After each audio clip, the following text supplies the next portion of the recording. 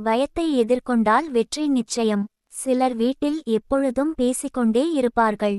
சத்தம் போடாதே, வாயை மூடு என்றாலும் கேட்க மாட்டார்கள். சில பெரியவர்களை அழைத்து சபையில் நின்று மணமக்களை வாழ்த்த சொன்னால் கூட எனக்கு சபை நடுக்கம் அதிகம், என்னால் பேச முடியாது என்று விலகிச் செல்பவர்கள் இருக்கிறார்களா என்றால் இருக்கிறார்கள்தான்.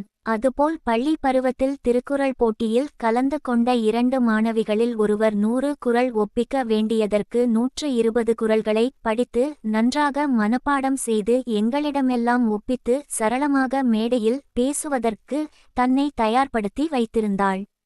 மேலும் அவள்தான் எப்பொழுதும் வகுப்பில் முதல் மதிப்பெண் வாங்குவாள்.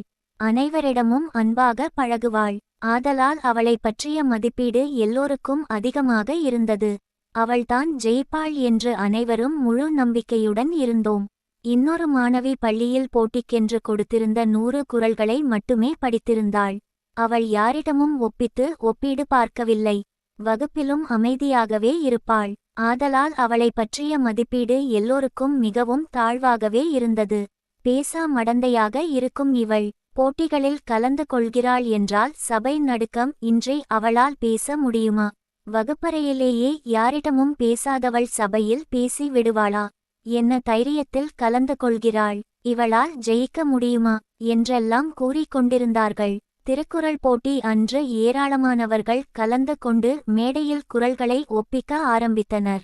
சிலர் அழகாக படித்ததை ஒப்பித்தார்கள். சிலர் அதை பாடலாக பாடி ஒப்பித்தார்கள். சிலர் ஆடலுடன் பாடி ஒப்பித்தார்கள். இப்படி செய்தவர்கள் குறைந்த அளவே ஒப்பித்தார்கள். என் வகுப்பு தோழியர்களின் முறை வரும்போது 120 குறள் படித்த மாணவி அவையைக் கண்டு நடுங்கி 30 குறள்களை மறந்து கூறாமலே வெளியேறினாள். மேலும் குறட்பாக்களை கூறும் பொழுது பயத்தில் சில குறள்கள் குரல்வளையை விட்டு வெளியே வராமலே உள்ளே சென்று விட்டது. கடைசியாக வந்த இன்னொரு தோழி எந்தவித ஆர்ப்பாட்டமும் இன்றி குறட்பாக்களை எல்லோரும் ரசிக்கும் வண்ணம் நிதானமாக பிரித்து பொருள் விளங்கும் வண்ணம் ஒப்பித்தாள். சிறிது கூட சபை நடுக்கமே இல்லை. இடையிடையே நடுவர்கள் ஏதாவது ஒரு குறளுக்கு விளக்கம் அளிக்குமாறு கேட்டபொழுது சிறிதும் பயமும் தயக்கமும் இன்றி பதில் கூறினாள். அவளின் அந்த முதல் மேடை அனுபவத்தைக் கண்டு அனைவரும் விக்கித்து போனோம். கடைசியாக அவளுக்குத்தான் முதல் பரிசு கிடைத்தது. அதற்காகவும் அவள் ஒன்றும் அலட்டிக்கொள்ளவில்லை. எப்பொழுதும்போல் அமைதியாகவே இருந்தாள். அதன் பிறகு ஆளை பார்த்து எடை போடுவதை அனைவரும் நிறுத்திக் கொண்டோம்.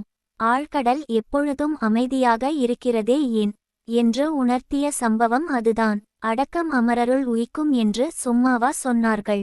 செல்லும்பாதை சரியாக இருந்தால், வேகமாக அல்ல மெதுவாக ஓடினாலும் வெற்றி தான். வாழ்க்கை குறுகியது, வாழுங்கள். கோபம் தேவையற்றது, அதை தூக்கி எறியுங்கள்.